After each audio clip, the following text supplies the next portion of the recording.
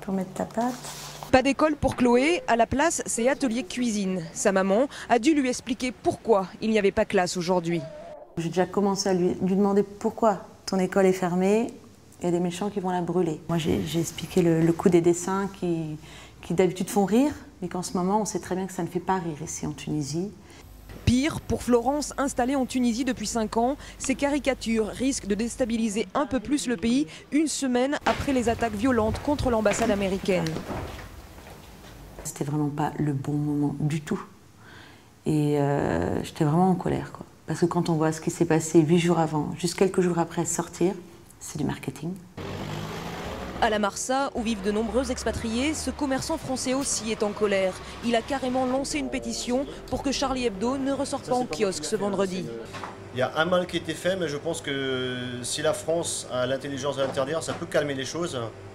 Et c'est vrai que là, j'en appelle à la diplomatie française ou aux dirigeants français de faire une action et d'empêcher cette deuxième sortie pour pouvoir calmer les choses.